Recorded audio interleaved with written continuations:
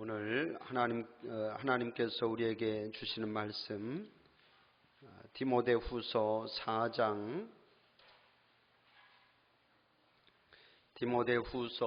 4장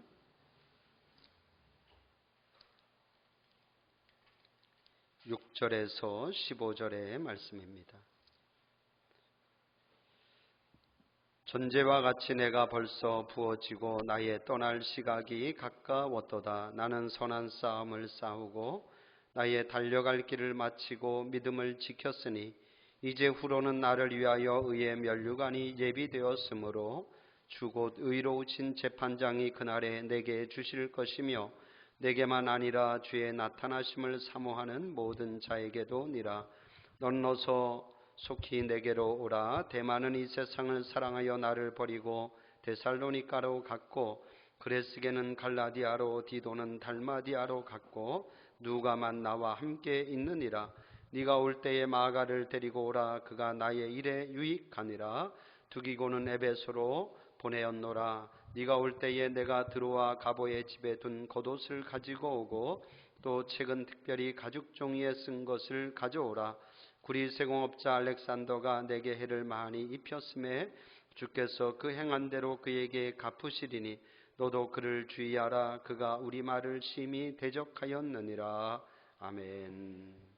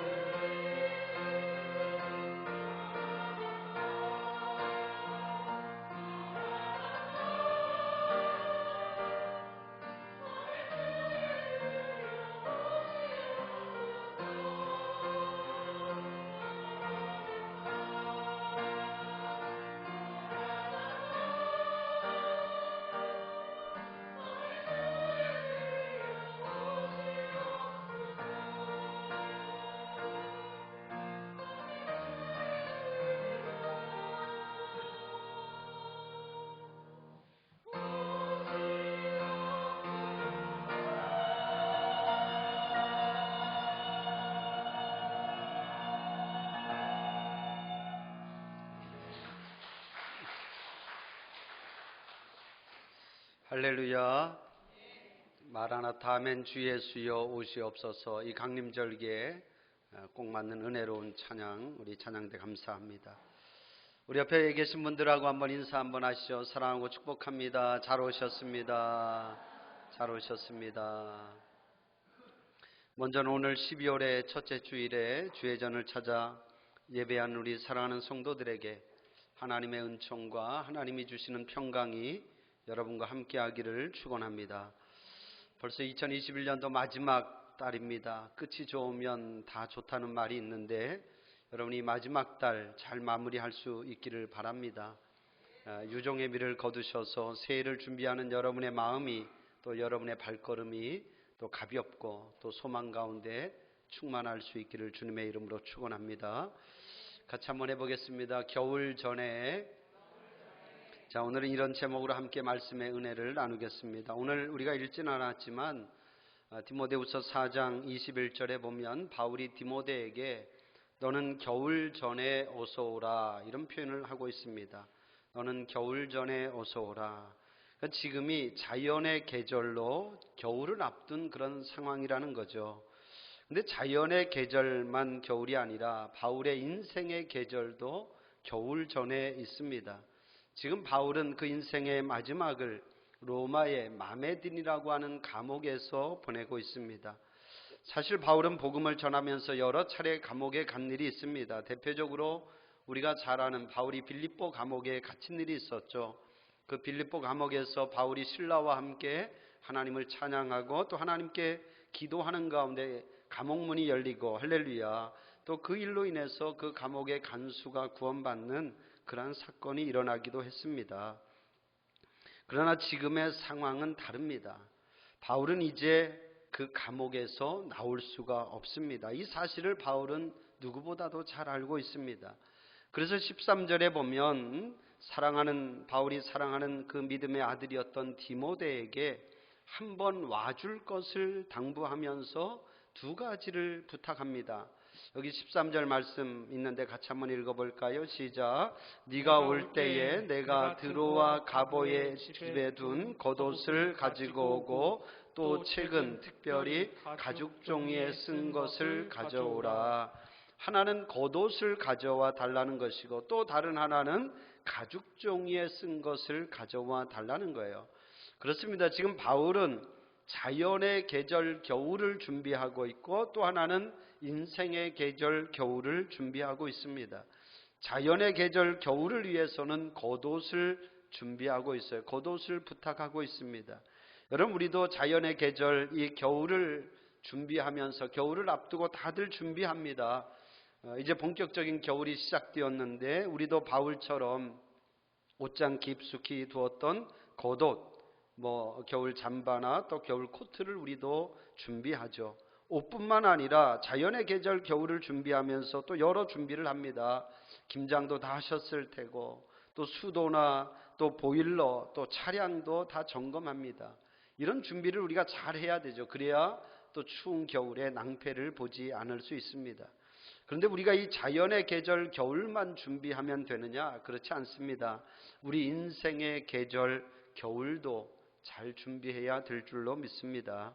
바울이 지금 그런 거예요. 그는 자연의 계절 겨울을 위해서 겉옷을 준비하고 있을 뿐 아니라 인생의 계절 겨울을 위해서도 준비하고 있는데 그게 뭐예요? 가죽 종이에 쓴 것을 준비하고 있습니다. 여러분, 가죽 종이에 쓴 것은 무엇일까요? 그것은 다른 것이 아니라 바로 하나님의 말씀, 성경을 말하는 거겠죠.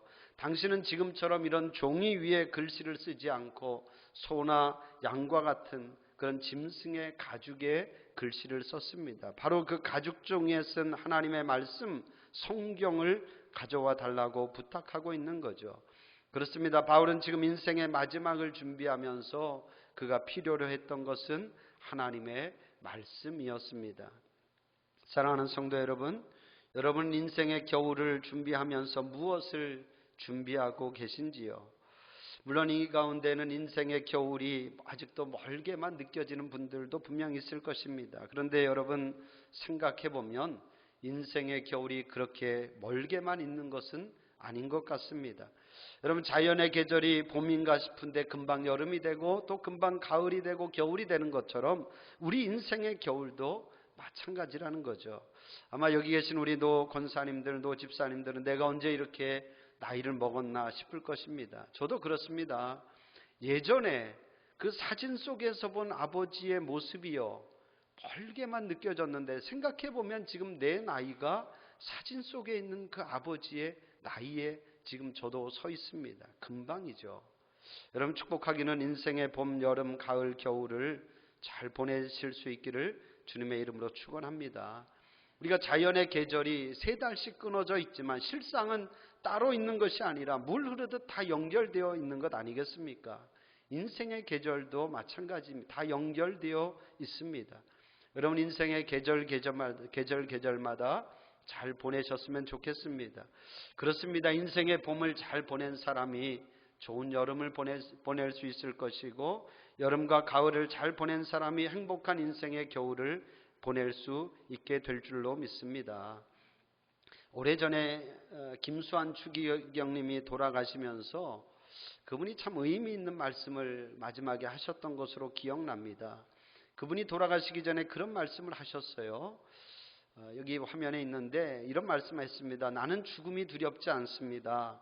나의 모든 것을 주님께서 주님 품에 안아주시고 내가 죽음의 골짜기를 간다고 해도 주님께서 나와 함께 하시기에 나는 두려운 것이 없습니다. 나는 자유롭습니다. 참 귀한 믿음의 고백이죠. 여러분, 인생의 마지막에 이런 고백을 할 수 있다는 게 사실은 쉽지 않습니다. 정말 믿음으로 산 사람이, 하나님을 믿고 저 천국이 있음을 믿는 사람만이 담대하게 할 수 있는 고백인 줄로 믿습니다. 바라긴 여러분 모두도 정말 믿음으로 살다가 두려움 없이, 두려울 것 없이 자유롭게 그렇게 하나님 앞으로 가실 수 있기를 주님의 이름으로 축복합니다.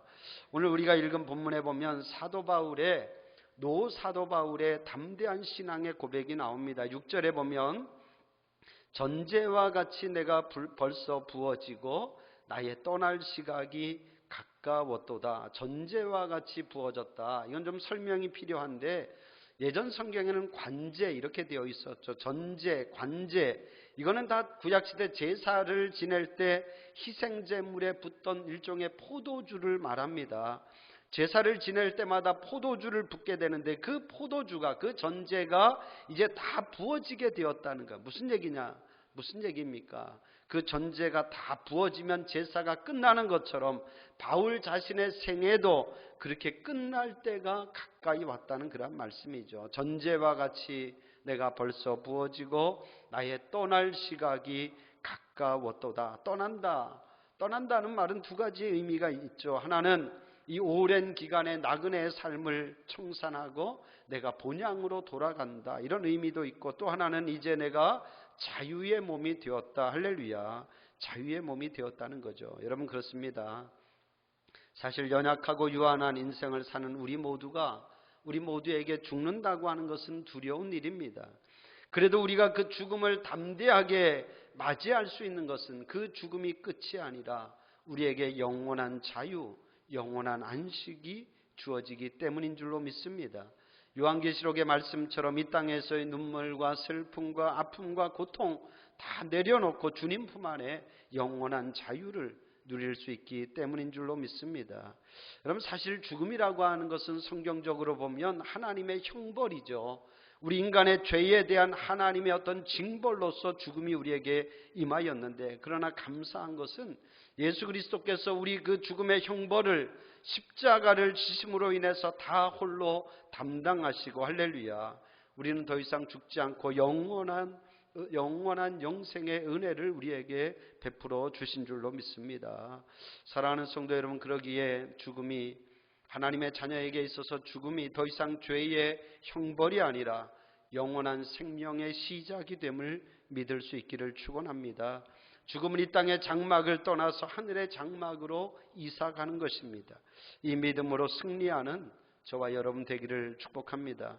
여러분, 그렇습니다. 어느 순간에 우리 인생의 겨울이 닥쳐올지 아무도 모릅니다. 자연의 계절은 봄, 여름, 가을, 겨울 순서대로 있지만 인생의 계절에는 꼭 그렇게 순서대로 있는 것 같지 않습니다. 젊다고 자만할 것도 아니고 늙었다고 해서 낙심할 것도 아닙니다. 젊든 늙었든 우리는 우리 인생의 겨울을 대비하고 준비하며 살아야 될 줄로 믿습니다. 이제 오늘 본문의 말씀을 통해서 바울이 어떻게 그는 그의 인생의 겨울을 준비하며 살았는가, 오늘 이 바울의 고백을 보면서 함께 은혜를 나누기를 원합니다. 세 가지 말씀드립니다. 첫 번째, 영적 싸움에서 승리하라. 할렐루야. 같이 한번 해봐요. 영적 싸움에서 승리하라. 7절에 보면 나는 선한 싸움을 싸우고, 바울이 그렇게 고백하고 있어요. 선한 싸움, 영적 싸움을 말합니다.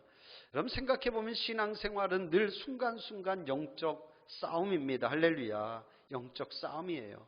이게 그렇습니다. 사람들이 처음 신앙생활 할 때는 다 나름의 기대가 있잖아요. 우리가 신앙생활하면 마음의 어떤 위로를 얻을 수 있고, 마음의 평강을 얻을 수 있고, 마음의 안정도 누릴 수 있고, 또 신앙생활하면 하나님께서 내 소원을 들어주시기도 하고, 그런 어떤 기대가 다 있어요. 물론 분명 그런 어떤 우리가 신앙생활하는데 그런 유익이 분명히 있습니다. 그런데 조금 더 신앙생활하다 보면 신앙생활이 처음 생각한 것처럼 그렇게 쉽지가 않음을 생각하게 됩니다.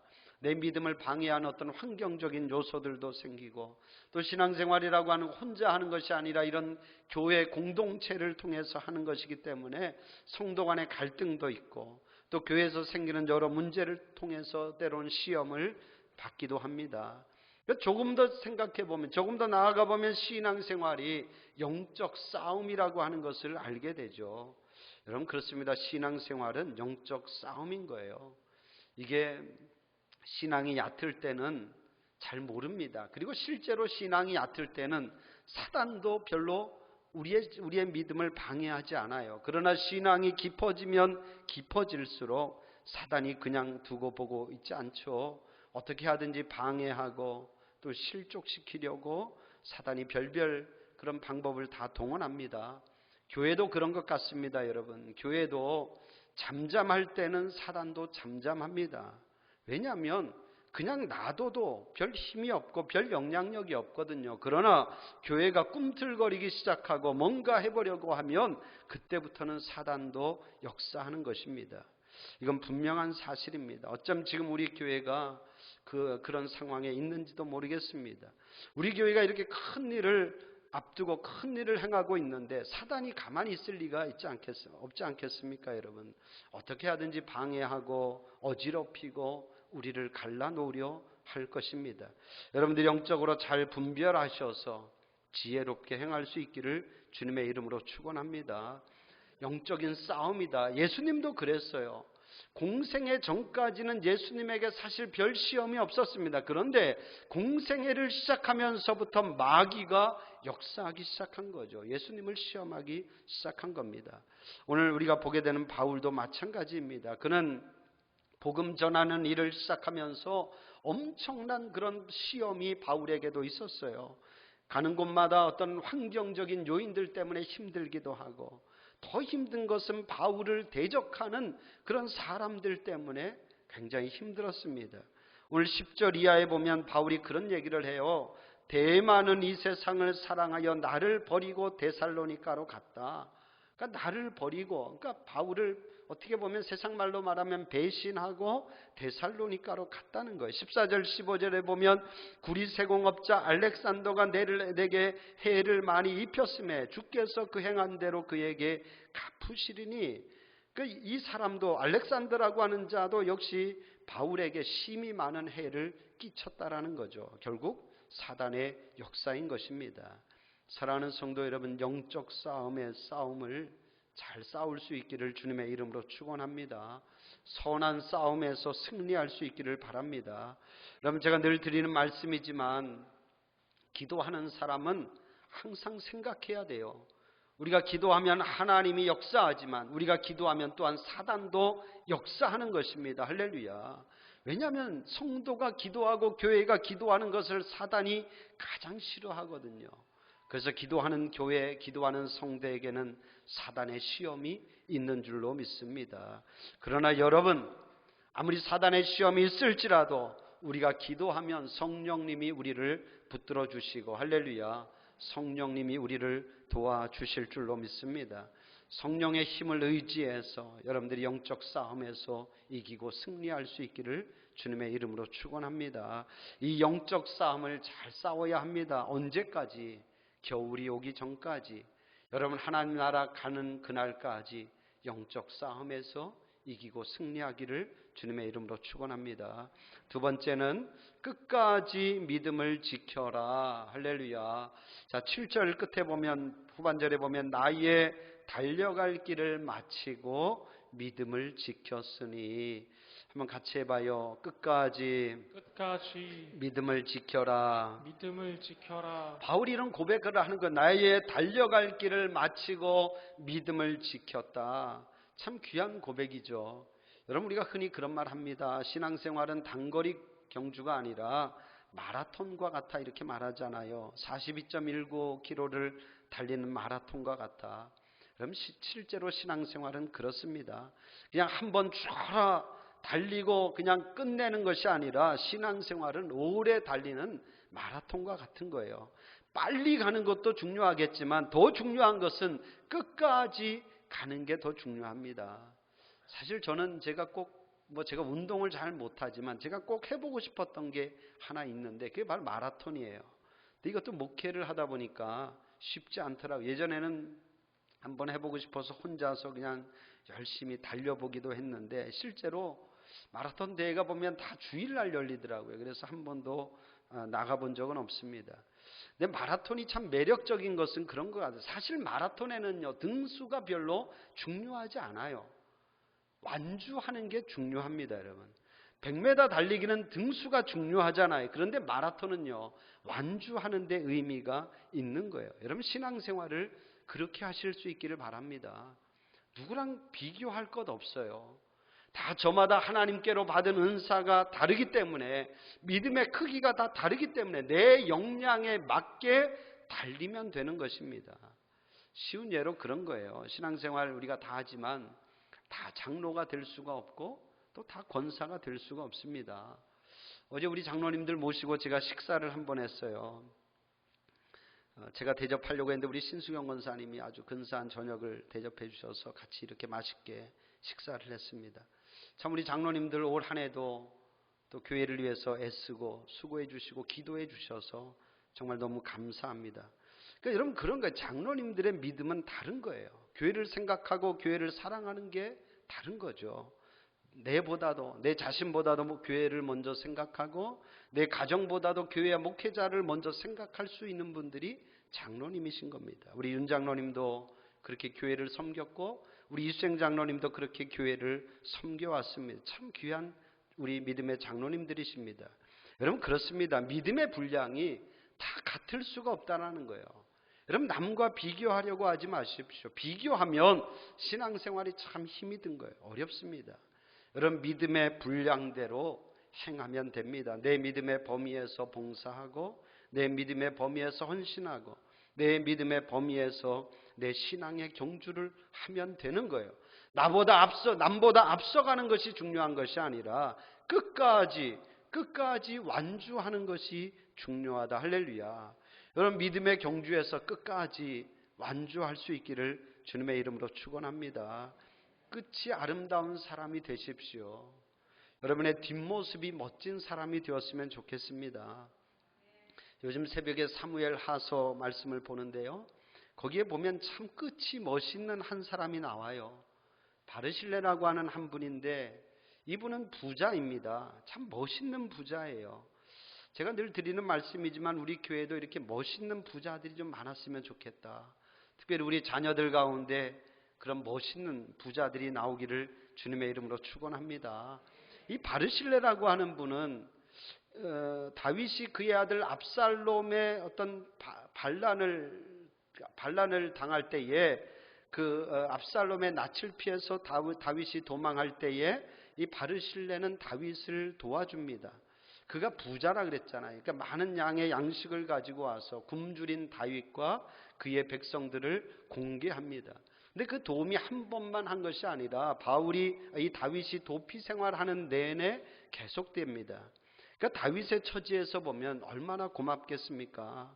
그렇잖아요. 여러분도 정말 어려울 때에 누군가가 베푸는 그 도움이 정말 고맙고 잊지 못하는 것처럼 다윗도 그랬어요. 그래 나중에 다윗이 압살롬의 반역을 진압하고 다시 예루살렘으로 돌아오는 데에 생각해 보니까 바르실레가 너무 고마운 거죠. 그래서 다윗이 바르실레에게 그렇게 말해요. 바르실레요, 당신은 나와 함께 갑시다. 이제는 예루살렘에 가면 내가 당신을 공개하겠습니다. 이렇게 말합니다. 다윗이 고마운 마음에 그렇게 바르실레에게 말하죠. 그런데 바르실레가 뭐라고 말하느냐? 이렇게 말합니다. 왕이요, 아닙니다. 이제 내 나이가 80이어서 무엇이 좋고 무엇이 나쁜지를 내가 분간하지 못해요. 사람들의 말도 내가 잘 분간하지 못합니다. 그런데 내가 어찌 왕과 함께 가서 왕에게 누를 끼칠 수 있겠습니까? 진짜 멋있는 말 아닙니까? 근데 더 기가 막힌 것은요, 이 바르실레가 다윗에게 뭐라고 나중에 부탁을 하냐면, 내 대신에 내 종인 김함이라고 하는 내 종을 그 다윗에게 부탁을 하는데, 이제는 그 김함을 왕이 데리고 가서 그를 좀 키워달라는 거예요. 그리고 이제는 그에게 내 대신에 은혜를 베풀어 달라고 그렇게 부탁하고 있습니다. 참 뒷모습이 멋있는 그런 사람입니다. 여러분, 그렇게 믿음을 지킬 수 있기를 바랍니다. 끝까지 아름답게 믿음의 길을 걸어갈 수 있기를 주님의 이름으로 축원합니다. 여러분, 아름다운 믿음의 뒷모습을 보여주십시오. 묵묵히 내가 할 바를 하되 순수한 마음으로 하고 또 나보다 나중 사람들을 세워주는 그런 아름다운 뒷모습을 보여주시기를 주님의 이름으로 축원합니다. 아무튼 믿음의 경주에서 여러분 끝까지 완주하십시오. 할렐루야. 한번 같이 해봐요. 끝까지 완주합시다. 할렐루야. 마지막 세 번째, 하늘의 상급을 바라보라. 같이 한번 해봅시다. 하늘의 상급을 바라보라. 자, 8절의 말씀 우리 같이 읽어봐요. 8절 시작. 이제 후로는 나를 위하여 의의 면류관이 예비되었으므로 주 곧 의로우신 재판장이 그날에 내게 주실 것이며 내게만 아니라 주의 나타나심을 사모하는 모든 자에게 도니라. 아멘. 의의 면류관이 나를 위하여 예비되었다. 참 여러분 귀한 믿음입니다. 여러분 그런 거예요. 바울이 그가 우리랑 다른 사람이 아니거든요. 우리랑 똑같은 성정을 가지고 똑같은 사람임에도 그가 그 많은 고난과 어려움과 역경을 이기고 끝까지 믿음을 지킬 수 있었던 비결은 다른 것이 아니라 의의 면류관, 하늘의 상급이 나를 위하여 예비되었다. 할렐루야. 하늘의 상급이 나를 위하여 예비되었다. 그 하늘의 상급을 바라보았기 때문인 거죠. 여러분 우리가 앞에서도 보았지만 바울이 그가 믿었던 사람들로부터 때로는 배신을 당하기도 하고 해를 받기도 하면서도 끝까지 그 사역을 완주할 수 있었던 것은 바로 하늘의 상급을 바라보았기 때문입니다. 여러분 이 믿음이 여러분에게 있기를 주님의 이름으로 축원합니다. 하나님은 반드시 상 주시는 하나님이시다. 히브리서 11장 6절의 말씀, 믿음이 없이는 하나님을 기쁘시게 하지 못하나니 하나님께 나아가는 자는 반드시 그가 계신 것과 또한 그가 자기를 찾는 자들에게 상 주시는 이심을 믿어야 할지니라.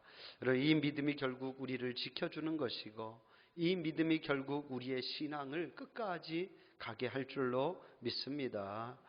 제가 목회를 해보니까요, 목회가 참 쉽지 않아요. 여러분 참 갈수록 어렵다 이런 생각이 들어요. 여러분 제 머리 빠지는 거 보이시죠? 우리 재무부 우리 신수영 권사님이 한 해 결산하고 감사 준비하느라고 3kg가 빠졌대요. 여러분 우리 재무부원들 많이 격려해 주시고 많이 위로해 주시고 또 많이 이렇게 맛있는 것도 여러분 사주세요. 참 교회를 위해서 애쓰는 분들입니다. 저도 그래요. 건축하는 것도 힘이 들지만 또 이렇게 많은 성도들을 상대하다 보니 이렇게 머리가 빠지고 있어요. 저도 불쌍히 여겨주시고 그럼 탈모에 좋은 거 있으면 제게도 좀 나눠주십시오. 여러분 목회만 힘들겠습니까? 여러분도 다 힘이 듭니다. 힘들게 사는 것 제가 잘 압니다. 여기 있는 우리 학생들은 학생들대로 힘들고 젊은이들은 젊은이들대로 다 힘들고 부모님들은 부모님들대로 사는 것 자체가 힘들어요.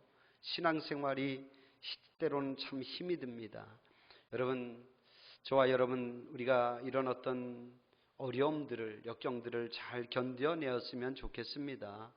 여러분 조금만 더 견디십시오. 잘 견디셔서 앞으로 우리 인생에 다가올 그 인생의 겨울도 여러분들이 잘 맞이할 수 있기를 주님의 이름으로 축원합니다. 곧 우리에게도 겨울이 옵니다. 여러분, 인생의 겨울이 오면 하나님이 여러분의 눈에서 눈물을 닦아 주실 것이고 하나님께서 여러분의 애씀과 수고와 헌신을 기억하고 반드시 갚아 주실 줄로 믿습니다. 큰 상급을 주실 줄로 믿습니다. 여러분 정말 부탁드리고 싶습니다. 믿음의 길을 잘 걸어가십시오. 여러분은 사라져도 여러분이 걸어간 믿음의 길은요, 그 흔적은 반드시 남아 있습니다. 여러분이 언제 어느 순간 어느 곳에서 무엇을 했는지 하나님은 다 아시고 하나님은 보고 계실 줄로 믿습니다. 하나님을 두려워함으로 믿음의 길을 잘 걸어갈 수 있기를 축원합니다. 우리 신앙의 목표는 하늘나라입니다. 할렐루야. 우리 신앙의 목표는 하늘의 상급인 줄로 믿습니다. 여러분 다른 것 때문에 마음 빼앗기지 말고 다른 것 때문에 사람 때문에 실족하지 말고 하늘의 상급을 바라보면서 끝까지 승리할 수 있기를 주님의 이름으로 축원합니다. 겨울이 오고 있습니다. 여러분 이 자연의 계절 겨울 여러분 건강하고 또 안전하게 잘 보내시기를 바랍니다. 그리고 인생의 겨울도 잘 준비하셔서 하나님께 칭찬받고 또 상급받는 우리 사랑하는 모든 성도들 되기를 주님의 이름으로 간절히 축원합니다. 기도하겠습니다. 은혜 하나님 감사합니다. 올 한 해도 우리 자연의 계절 또 봄과 여름과 가을 잘 보내게 해주셔서 감사합니다. 하나님이 겨울도 잘 보내게 해주세요. 건강하게 지켜주시고 우리 성도들 아프지 않게 하여 주시고 또 하나님 또 안전하게 지켜주옵소서. 또 우리의 인생의 겨울도 있음을 꼭 기억하게 하여 주옵소서. 하나님 우리가 인생의 겨울을 늘 생각하게 하시고 또 인생의 겨울을 늘 준비하며 사는 저희들 되게 하여 주옵소서. 우리 사랑하는 성도들 영적 싸움에서 승리할 수 있기를 원합니다. 끝까지 그 믿음을 잘 지킬 수 있기를 원합니다. 믿음의 경주에서 끝까지 완주하게 주님 도와주시옵소서. 하늘의 상급이 있음을 알게 하여 주시고 그 상급을 기대하며 하나님 이 땅의 모든 삶들을 잘 견디고 이기고 승리케 하여 주시옵소서. 감사드리오며 예수님의 이름으로 기도합니다. 아멘.